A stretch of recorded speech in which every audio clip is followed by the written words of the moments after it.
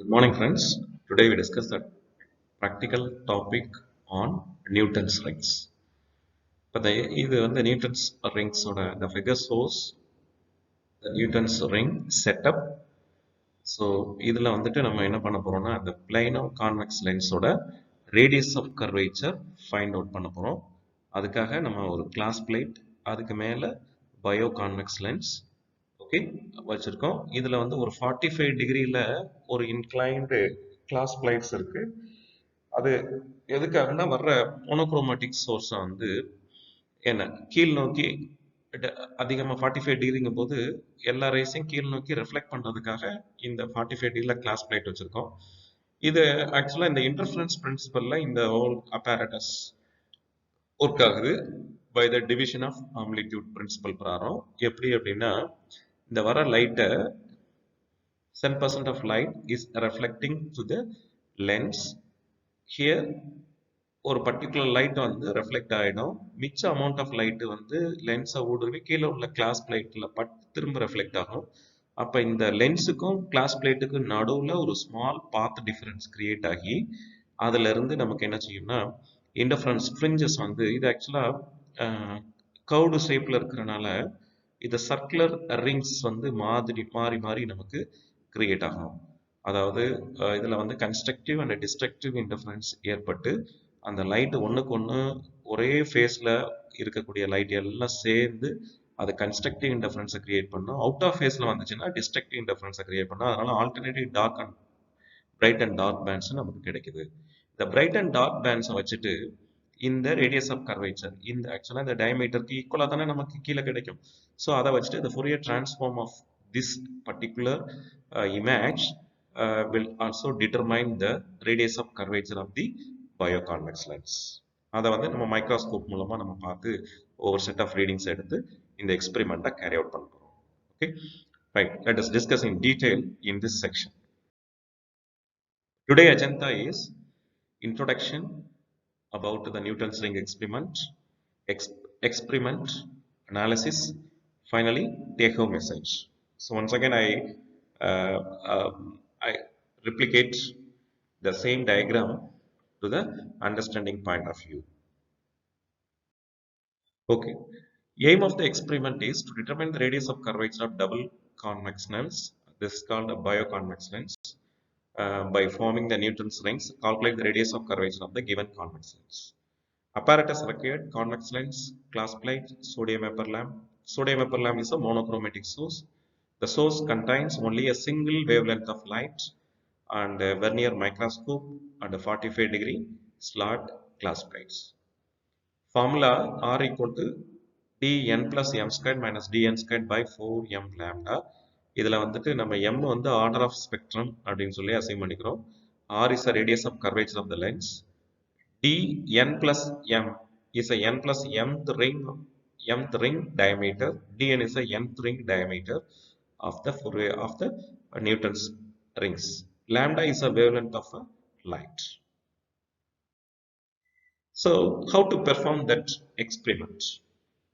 Okay, so இதில் வந்து ஒரு 45 டிகிரியில் கிளாஸ் பிளேட் வச்சிருக்கிறோம். இந்த இடத்துல மோனோக்ரோமேட்டிக் சோர்ஸை லைட்டை ஆன் பண்ண உடனே இந்த லைட்டு எல்லாம் இந்த லைட்ஸ் சிங்கிள் சோர்ஸ் எல்லாமே வந்து இந்த கான்வெக்ஸ் லென்ஸில் கான்வெக்ஸ் லென்ஸில் பட்டு எல்லா லைட்டும் straight away it come to the 45 degree glass plate.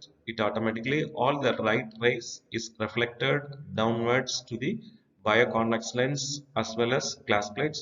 Here the division of amplitude is going to takes place according to the interference. The constructive and destructive interferences alternatively takes place. So the bright and dark rings are alternately formed. It's replicating the curved shape of the lenses.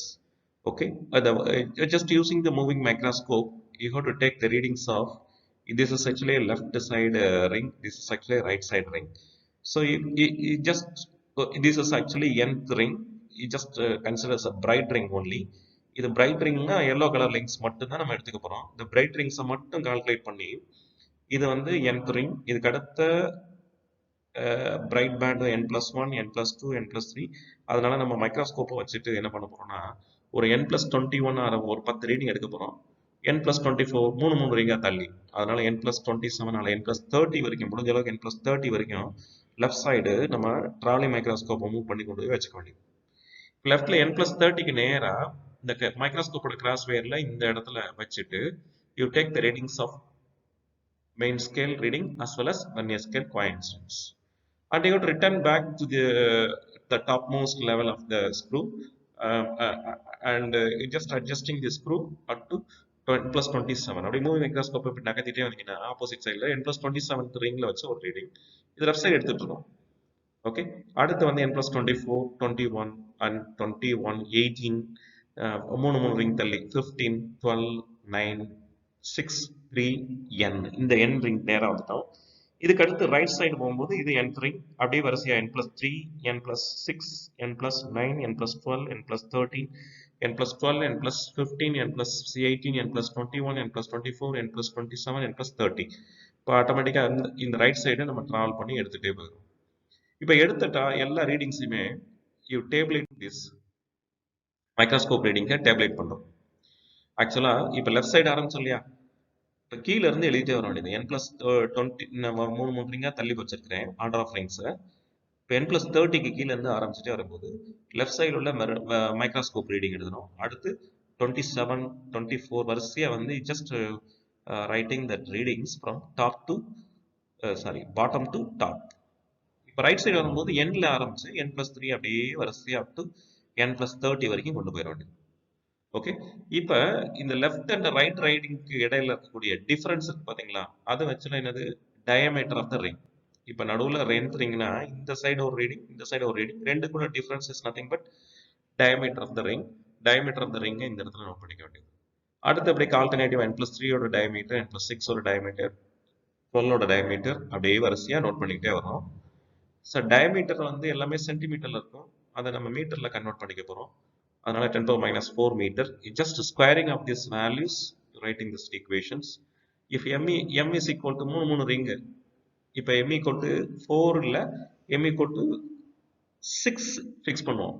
m equal to 6 fix பண்ணோம்னா இந்த last n-க்கும் n+6க்கும் இடையில இருக்கக்கூடிய difference, okay, difference வந்து இந்த value. n+3க்கும் 9க்குள்ள difference, 6க்கும் 12க்குள்ள டிஃபரன்ஸ். அப்போ மாறி மாறி ஆல்டர்னேட்டிவ் ஒரு ரிங் விட்டு ஒரு ரிங் தள்ளி தள்ளி இதோட ஸ்கொயர் ரீடிங்ஸை போட்டுட்டே வர வேண்டியது.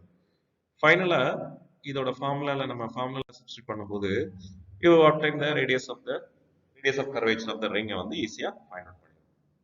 Okay, right. But today,